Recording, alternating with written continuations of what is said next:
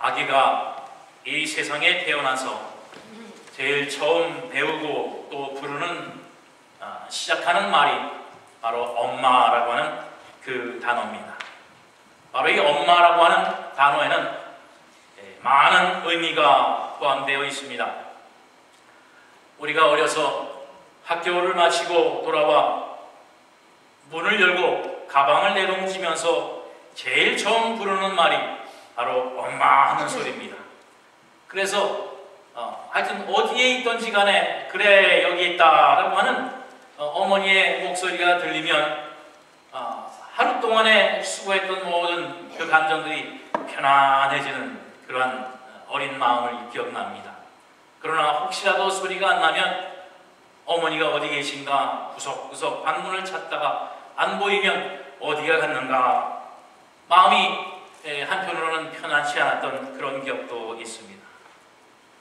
또한 길을 가다가 넘어져서 무릎이 깨지거나 팔꿈치가 깨지면 엄마를 외치면서 엉엉 웁니다.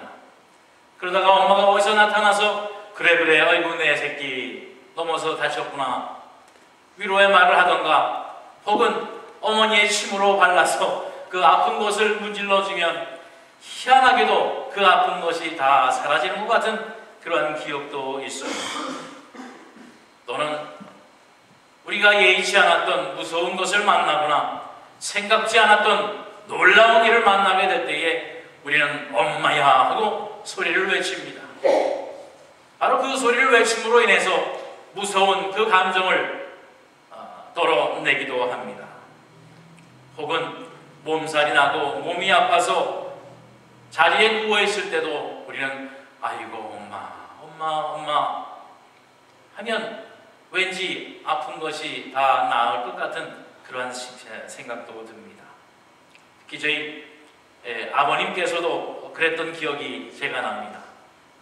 건강하신 분이었으면 그래도 몸살이 나서 땀을 흘리고 자리에 누우면 아이고 어머니 하면서 그 소리를 크게 외쳤던 것이 기억이 납니다.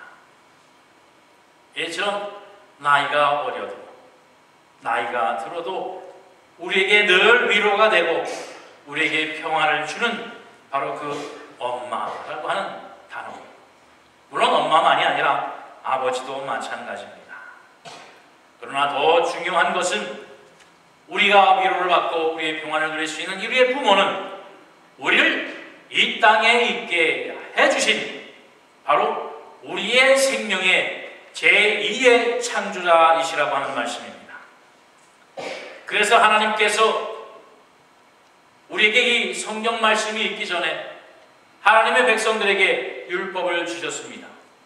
특별히 십계명이라고 하는 말씀을 주실 때에 두 돌판에 새겨서 하나님의 백성들에게 주셨는데 첫째 판은 제일 처음이 뭐냐면 바로 내 하나님 여호와를 경외하라. 그리고 인간에게 주신 계명 중 제일 처음이 내 부모를 공경하라 라고 하는 바로 그 말씀이었습니다. 그래서 하나님께서는 하나님을 경외하는 것처럼 내 부모를 공경하라 라고 말씀하여 주셨어요. 그리고 그 여호와를 경외하라 라고 하는 단어, 내 부모를 공경하라 라고 하는 단어는 히브리어로 카베드라고 똑같은 의미를 가지고 있는 단어입니다. 바로 여호와 하나님을 경외하고 섬기는 것처럼 내 부모를 경외하고 섬기라 라고 하는 것이 바로 하나님의 명령이며 또 우리가 지켜야 할 제1의 율법이라고 하는 바로 그 말씀입니다. 우리가 살고 있는 이 미국에는 특별히 어린이날이 없습니다. 이미 이 땅에 살고 있는 어린이들은 넉넉한 사랑을 받고 보호를 받고 있어요. 어린이 문제라고 하면 아주 모든 사람들이 아주 예민할 정도로 어린이들은 충분한 보호와 사랑을 받고 자랍니다.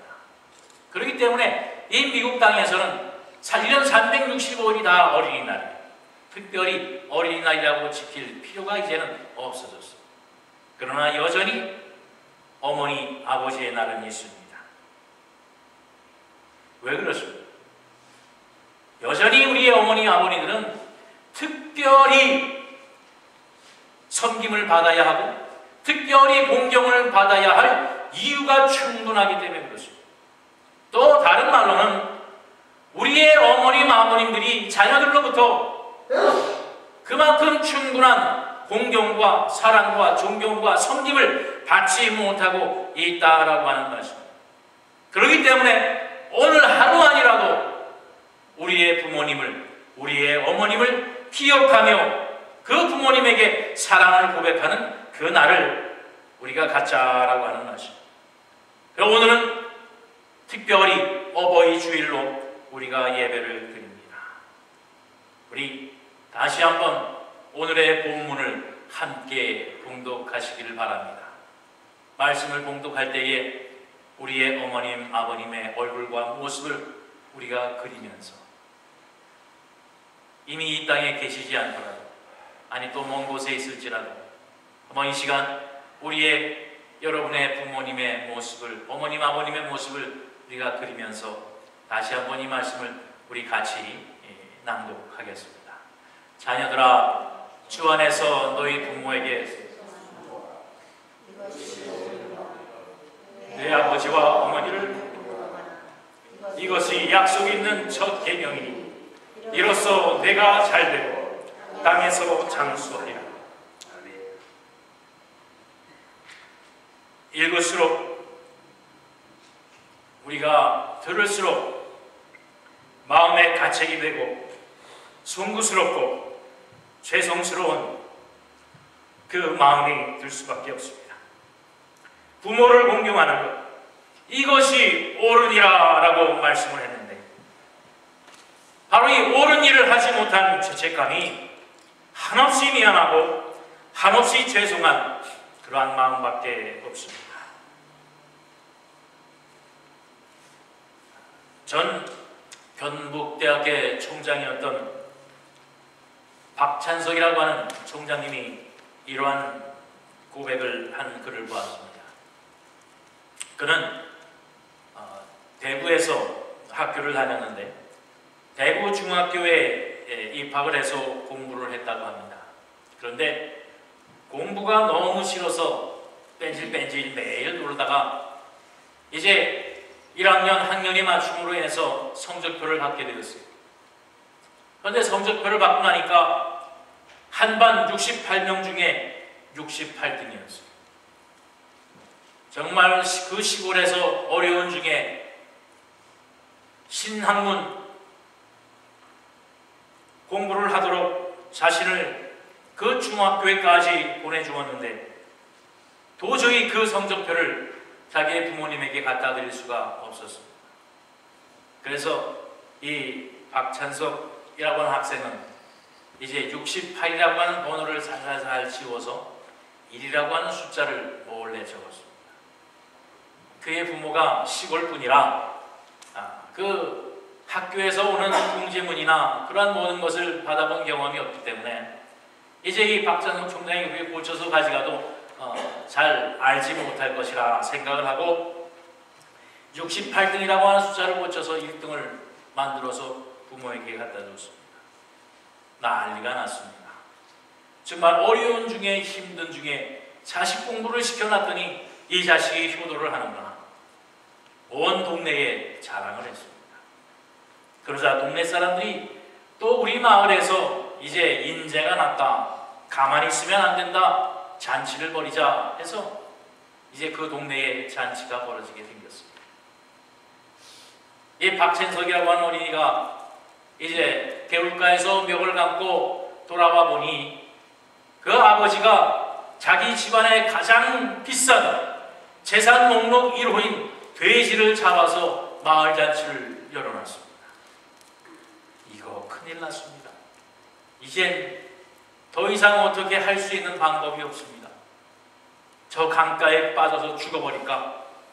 이거 어떻게 낯을 들고 부모님을 보고 부모님뿐만 아니라 동네 사람들을 볼 것인가?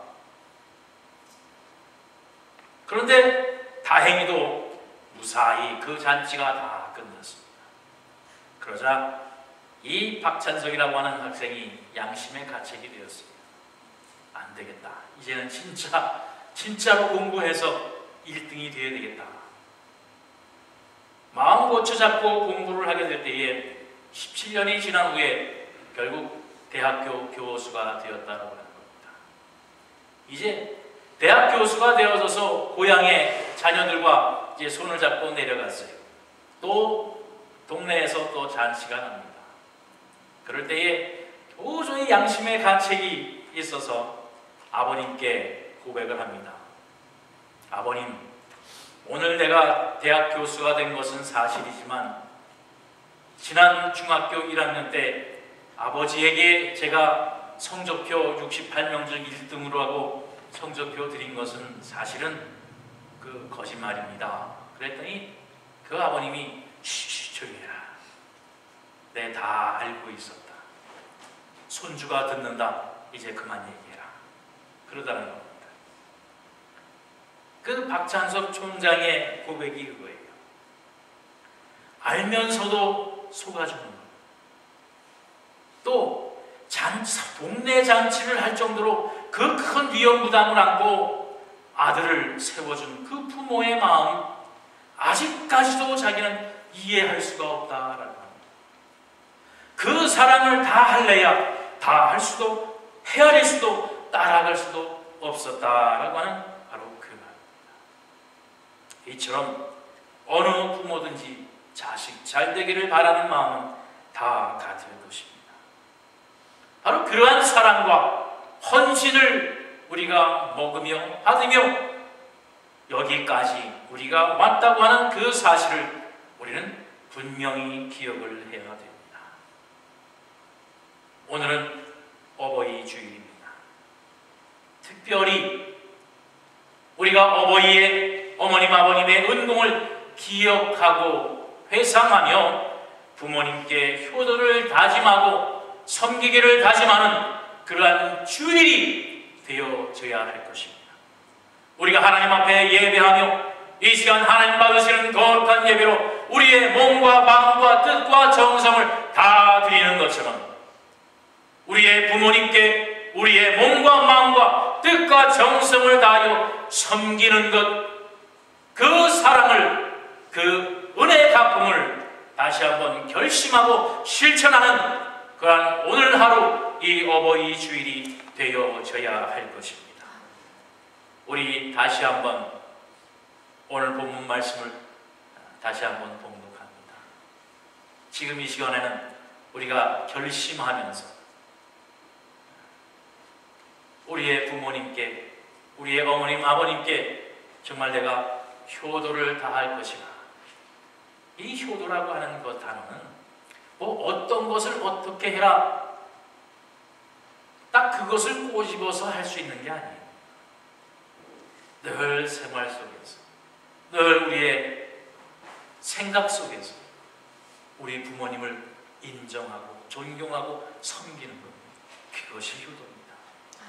우리가 다시 한번 우리 부모님의 모습을 기억하고 생각하면서 다시 한번 이 말씀을 다 같이 묵상합니다. 자녀들아, 주 안에서 너희 부모에게 순종하라. 이것이 옳으니라. 내 아버지와 어머니를 존경하라. 이것이 약속 있는 첫 계명이니 이로써 내가 잘되고 땅에서 장수하리라. 아멘. 이것이 약속 있는 첫 계명이라고 했습니다. 내가 부모를 공경하고 섬김으로 인해서 내가 잘되고 장수하리라고 하는 약속이 있는 첫 계명이라고 분명히 말씀했습니다. 우리 한국 사람들은 이 까마귀라고 하는 새를 참 재수 없는 새, 부정적인 것 생각으로 많이 봅니다. 우리 이 지역사회도 오면 까마귀가 상당히 많습니다. 그래서 깍깍하고 울 때가 참 많은데, 그런데 알고 보면 이 까마귀라고 하는 새가 아주 특별한 새입니다. 까마귀를 한자로 반포조라고 한자로 얘기를 하는데, 그 이야기를 통해서 반포지효라고 하는 그런 효도를 다하라라고 하는 그런 사자성어가 생겨났습니다. 그 이유인즉 한 할아버지가 이제 산길을 걸어가는데 우연히 가다가 한 까마귀 둥지를 보게 되었습니다. 근데 그 까마귀 둥지에 한 새가 들락날락 하면서 모이를 갖다가 그 둥지 안에 있는 한 새에게 모이를 열심히 갖다가 주는 거예요. 보통 새들이라고 하면 그 둥지에 모이를 집어다가 먹이는 새들은 그 둥지에 새끼 새들이 있어서 어미 새가 그 먹이를 가져다가 새끼들에게 열심히 먹이는 거예요. 그런데 그 까마귀가 있는 둥지를 보니까 그 둥지 안에는 아주 노쇠하고 깃털이 빠져서 희끗희끗 살이 보이는 그러한 노쇠한 까마귀가 있고, 젊은 새가 열심히 먹이를 가져다가 그 늙은 새에다가 먹이를.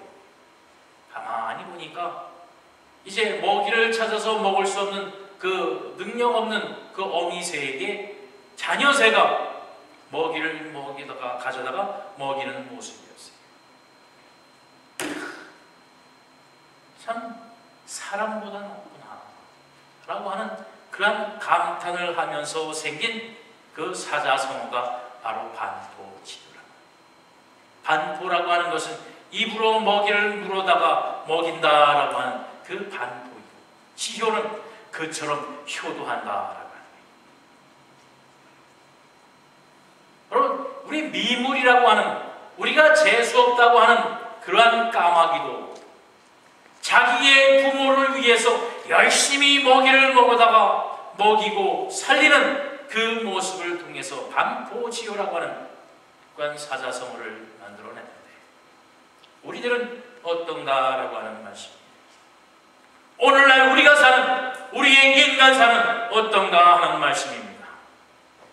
요즘 심심치 않게 들리는 뉴스거리가 부모를 폭행하는 자녀들이, 또 돈을 안 준다고 부모를 살해하는 그런 세상, 또 말을 안 듣는다고 야단하는 그 부모를 흉기로 때려 죽이는 그런 세상. 그것뿐만 아니라 자기의 부모, 그 죽인 부모를 밖에 나가 유기시키기까지 하는 그런 세상 속에서 우리가 살고 있습니다. 또한 우리가 늘 대하는 많은 매스컴을 통해서는 우리의 부모들을 고리타분한 존재, 말이 통하지 아니하는 존재, 그저 내 장가가고 시집가는데 걸림돌이 되는 존재,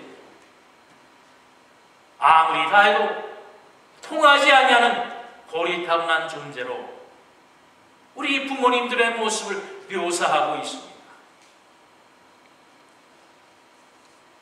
그 결과가 어떻습니까? 오늘날 우리가 살아가는 이 세상이 어떻습니까? 결코 잘 될 수가 없습니다. 오늘 우리에게 주신 말씀이 뭡니까? 제일 첫 계명이 약속 있는 계명이라고 했어요. 약속이 있다라고 하는 것은 그 약속을 지키면 잘 될 것이요, 안 지키면 망할 것이라는 겁니다. 그래서 약속을 주신 거예요. 내 부모를 공경하라. 그리하면 네가 잘 되고 장수할 것이라 라고 하는 약속 있는 그 말씀을 우리에게 주신 것입니다. 부모 공경하기를 다 하게 될 때에 우리는 잘 될 수밖에 없습니다. 여러분, 오래 살고 싶으세요? 요즘 의학 발달로 이제 100세 사는 것 얼마 남지 않았다고 합니다. 그러나 그냥 있어서는 되지 않겠지요. 값비싼 의학의 힘을 빌어야 될 것이고, 좋다고 하는 약들을 사 먹어야 될 것이고, 그러나 그것보다 더 좋은 건 뭐 있어요? 내 부모를 공경하라. 이 약속만 지키면 장수의 복을 허락해 주신다고 그랬어요. 하나님께서 우리에게 주신 장수의 수명이 언제입니까? 원래 이삭은 180세까지 살았어요.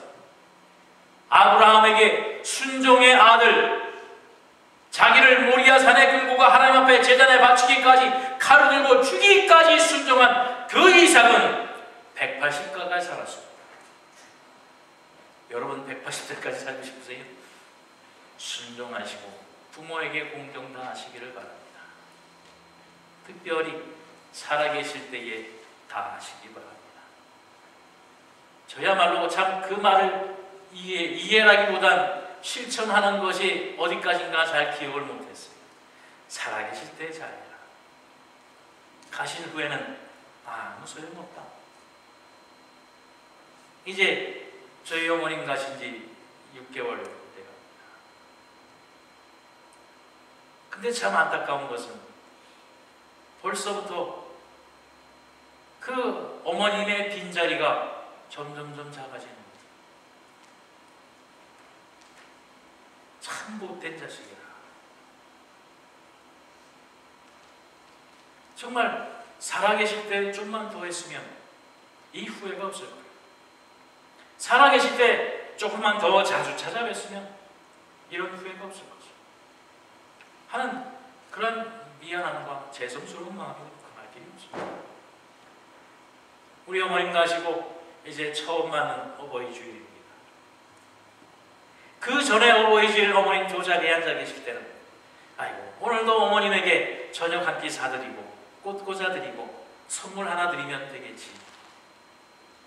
그것으로 다 하면 어버이 주일을 다 하는 것으로 생각을 했었어요. 그런데 이제 계시지 않으니까 보니까 그게 아니더라고요. 살아계신 부모님에게 여러분 효도 잘하시기를 정말 바랍니다. 효도라고 하는 것 아까 말씀드린 것처럼 맛있는 것 사드리고 용돈 드리고 그것으로 다 하는 것이 아닙니다. 효도라고 하는 것은 편안하게 해드리는 것, 순종하는 것, 늘 같이 하는 것, 그것이 효도라고 하죠. 이스라엘의 다마라고 하는 지역에 한 아들과 아버지가 있었습니다. 그 집안에 가보로 내려온 한 물건이 있는데 그마 한 3,000냥 정도 되는 조그만 다이아가 있었습니다. 그런데 그 지역에 랍비가 사원을 지어야 되는데 그 사원을 이제 좀 영화롭고 거룩하게 짓기 위해서 다이아몬드를 이제 그 하나를 그 사원에게 짓는 데 써야 될 것 같아서 수소문을 합니다. 그 동네에 바로 그 청년의 집에 다이아가 있다는 생각을 이제 소식을 듣고 그 집을 찾아갔어요. 그리고서는 너무나 급해서 이제 이 다이아를 우리에게 3,000에 팔아라. 그 가치만큼 내가 쳐주겠다. 팔아라. 그 아들이 안 됩니다. 이 다이아는 우리 가문의 가보입니다. 대대로 나오는 가보이고 이것은 우리가 정말 피상시에 쓸 수 있는 그런 비상식량과 같은 겁니다. 그런데 이 랍비는 사원을 짓기에 그게 꼭 급했어요. 그래 그러면 금화 5,000냥을 주겠다. 그러니 그 금을 나에게 팔아라. 그러니까 이 젊은 친구가 생각할 때 한 50년 지나고 100년 지나도 아무리 계산을 해도 이 다이아가 금 5,000까지는 비싸지지 않을 것 같아요. 지금 팔지 아니하면 후회할 것 같아서 한 걸음에 달려서 이제 그 다이아몬드를 꺼내려고 집 안으로 들어갔습니다. 그런데 보니까 그 다이아몬드를 넣어놓은 그 금고 열쇠를 아버지가 머리에 베개로 베고 주무시고 있는 거예요. 이 낭패. 이거 어떻게 할까 고민하다가 그만 밖으로 나왔습니다. 그리고 랍비에게 대답을 합니다. 도저히 못 팔겠습니다. 아, 왜요? 지금 저희 아버님이 그 다이아몬드 금고 열쇠를 머리에 베고 주무시고 계시는데 아주 단잠을 주무시고 계신 아버지를 도저히 깨울 수가 없습니다. 지금 팔 수가 없습니다. 그 이야기를 듣고 랍비가 감동을 했습니다. 보통 아이 사람들 같으면 그 아버지를 깨워서 열쇠를 가지고 다이아몬드를 팔 텐데 그 단잠을 주무시는 아버지를 깨울 수 없는 그 아들의 효심을 보고서 감동을 받았습니다. 가는 곳마다 이 아들의 이야기를 했어요.